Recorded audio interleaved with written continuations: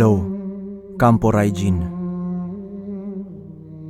Wancho nga pala, at nais kong magbahagi ng kwento. Ang kwentong ito ay hango sa tunay na pangyayari rito sa bahagi ng Visayas. Itatago ko na lang kung saang lugar talaga ito nangyari noon, pero nagpasalin-salin ito sa bawat henerasyon na dumaan. At ngayon ay ikukwento ko rito. Noong kapanahunan ng Kastila, naging masama ang pagtingin nila sa mga katutubo. Ang mga babaylan at mga katalunan ay itinuring nilang alagad ng dyablo at ang ginawa nilang tulay patungo sa ipinakilala nilang Diyos. Upang mailayo sa kapahamakan ang kanilang angkan, napagpasyahan ni Dumaguinao na bumaba sa bayan at makihalubilo sa mga taong naroroon. Inilingid niya sa lahat ang tunay niyang pagkatao at walang nakakaalam na isa siya sa mga hanay ng baylan maliban na lamang sa kanyang katribo.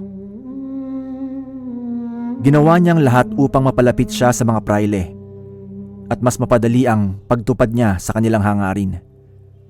Ang maging sakristan at kung mamarapatin ay maging pare. Habang nagmamasid sa mga gawain ng mga Kastila, unti-unting natututunan ni Dumaguinao ang kinagawian ng mga dayong mananakop. Ilang beses na rin siyang tumambay sa kagagawa pa lamang na simbahan at sinusubukang tumulong sa mga praile nang sa gayon ay mapansin nila ito. Isang araw, nakita ng isang pare ang kasipagan ng binatilyo, kaya't pinatawag niya ito sa isang lihim na silid. Kumuha lamang siya ng tagasalin upang magkaintindihan silang dalawa. Kinausap ng praile si Dumaguinao at inalok na kung pwede itong maging sakristan. Gumuhit naman ang mga ngiti sa labi ng binatilyo sapagkat batid niya malapit na siya sa kanyang inaasam. Kapag naririto na ako sa simbahan, paniguradong mapoprotektahan ko na ang aming angkan. Kailangan lamang na itago ko ang totoo kong pagkatao. Hindi dapat nila malaman na ako'y nagmula sa hanay ng mga babaylan. Ako lang ang pag-asa ng tribo namin. Bulong niya sa kanyang sarili noong mga panahong yon. Tumagal ang pag-uusap nila ng praile ng halos 1 oras. Nang makalabas si Dumaguinao sa silid na yon, tuwang-tuwa siya dahil nagawa na niyang maging sakristan ng praile roon. Batid niyang magagawa na niyang protektahan ang kanyang tribo, kagaya ng kanyang ipinangako sa kanyang sarili. Alam niya sa kanyang sarili na kailangan niyang makauwi kaagad sa kanilang tribo para iulat ang magandang balita. Kinakailangan din kasi niyang makabalik kaagad sa bayan sa araw ng tagburukad o linggo. Nagkataon din na buwan yon ng himabuyan o Mayo, kaya kinakailangan talaga ng mga praile ng magiging katulong sa bawat misa nila. Noong mga panahong yon, hindi na nag-aksaya pa ng oras si Dumaguinao. Agad siyang naglakad paakyat sa bundok kung saan namamalagi ang kanyang mga katribo. Pagdating niya roon, binalita niya kaagad sa datu nila ang maganda niyang kapalaran. Natuwa naman ang pinuno nila at sinabihan nito si Dumaguinao na mag-iingat sa mga galaw nito. Mas maigi siguro kung tataglayin mo itong piraso ng kahoy na nagmula sa puno ng kamandag. Makakatulong ito sa iyo upang mailayo ka sa panganib. Wika ng isa sa mga matanda sa kanilang tribo.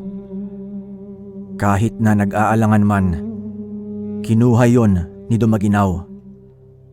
Alam niya kasing darating din ang panahon at makakatulong yon sa kanya. Ang ikinababahala lamang niya noong mga panahong yon, baka makita siya ng mga pare na may dalang ganon at parusahan siya. Nakita naman ng matandang nagbigay sa kanya ang pagkabahala ng binatilyo. Kaya nagwika ito. Sinabi niya na ang kapirasong kahoy na yon ay isang mutya at hanggat tangan niya yon, hindi siya masasaktan at sasailalim sa kanya ang mga taong nakapaligid sa kanya. Napatango naman noon si Dumaginaw at naniwala sa sinabi ng matanda. Dumating ang araw ng Sabado. Dahil alam niya na maaga pa siya kinabukasan, napagpasyahan niyang bumaba na lamang sa bayan.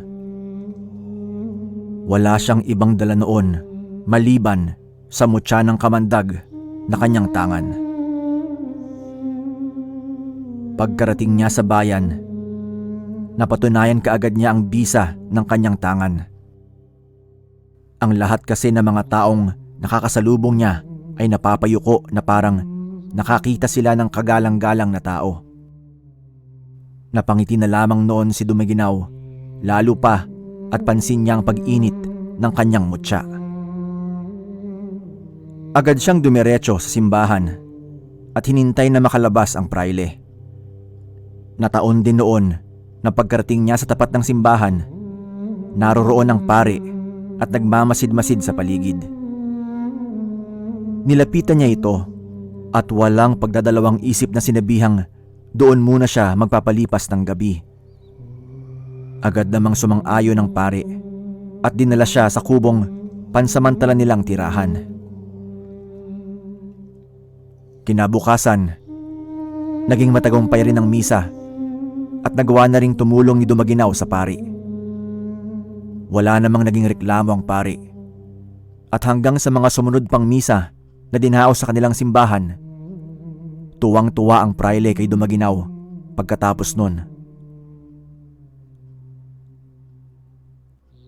Isang gabi, nasa kalagitnaan ng tulog sina Dumaginaw at ang praile nang bigla ang maalimpungatan ang binatilyo.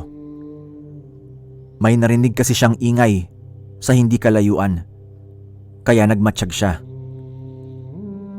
Nung una, inisip niyang baka gawa lang yun ng kung anumang hayop.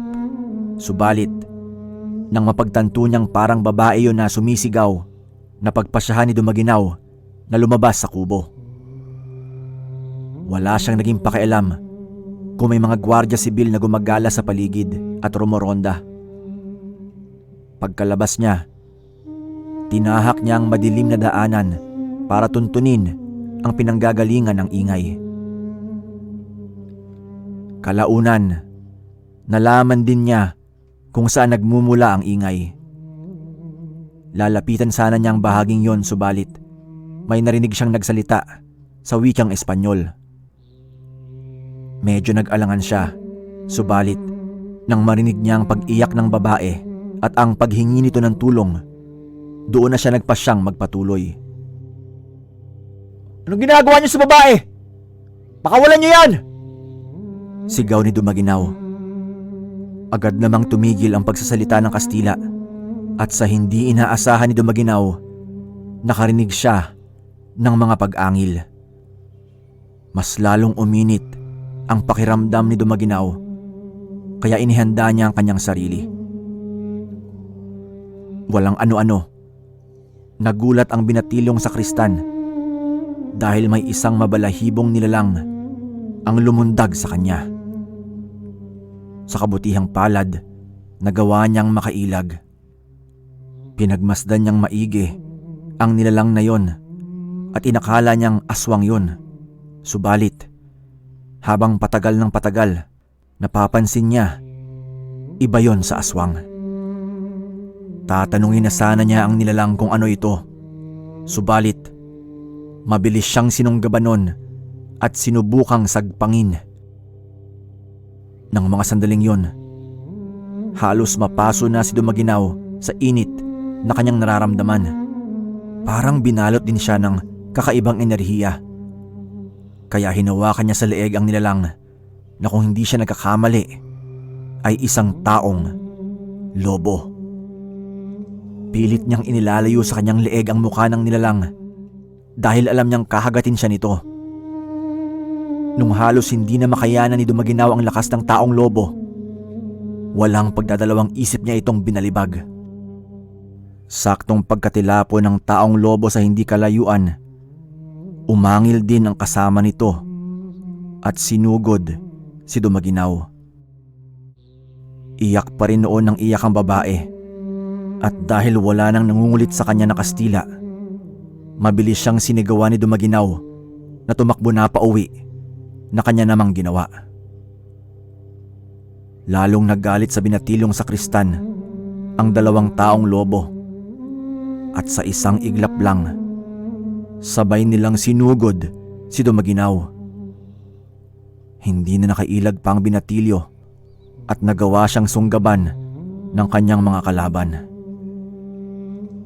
Subalit kahit nahawak siya ng dalawang taong lobo at anumang oras ay lalantakan siya ng mga yon, hindi nakaramdam ng pangamba si Dumaginaw. Hanggang sa mga panahong yon kasi, ramdam niya ang init na bumabalot sa kanyang buong katauhan. Mga nilalang kayo ng dilim! Hindi ako papayag na maghasik kayo ng lagim dito sa bayan namin! Sigaw ng binatilyong sakristan. Hindi sumagot sa kanya ang dalawang nilalang. Umangil ang mga yon at mas lalong nagbaga ang mga mata. Susubukan sana ng isa sa kanila na sagpangin si Dumaginaw, pero naging mabilis ang paggalaw ng binatilyo. Ipinihit niya ang kanyang katawan at binalibag ang taong lobo na yon patungo sa kanyang kasama. Pareho silang nabuwal sa lupa, at ng mga sandaling yon, mabilis na naghanda si Dumaginaw. Pagkabangon ng isang nilalang, nilundagan niya si Dumaginaw. Subalit, saktong pagkalapit noon sa binatilyo, sinuntok siya nito sa panga. Isang malakas na pag-ungol ang kumawala sa taong lobo at nanatiling nakalumpasay sa lupa habang nakamasid ang binatilyo. Nang makita naman ng isang taong lobo ang ginawa ng sakristan, sumugod din ito, at dahil hindi yun inaasahan ni Dumaginaw, nabuwal siya sa lupa. Agad na umibabaw sa kanya ang nilalang na yon, at habang inaamoy-amoy siya nito, tumutulo ang kanyang laway. Sobrang baho noon na halos hindi kinaya ni Dumaginaw ang amoy. Dahil doon, nagwika na siya sa seryosong boses. Papatayin ko kayong dalawa! At kung may iba pa kayong kauri rito sa bayang ito, papaslangin ko rin silang lahat! Pagkatapos wikain ni Dumaginaw ang mga katagang yon, nambuno silang dalawa ng taong lobo. Kahit na malakas ang nilalang, hindi naman ito nalulupig ang lakas ni Dumaginaw dahil sa taglay niyang mutya. Nung lumaon, nagkaroon ng pagkakataon ng binatilyo. Buong lakas niyang sinakal ang taong lobo, at kahit pa nahigit sa normal na tao ang lakas ng naturang nilalang, hindi niya kinaya si Dumaginaw. Unti-unting nanghina ang taong lobo na yon, at nagawa na ni Dumaginaw ang umibabaw sa kanya. Habang sinasakal ng binatilyo ang taong lobo, nagpupumiglas yun. Bunsod nun, mas lalo pa niyang hinigpitan ng pagkakasakal.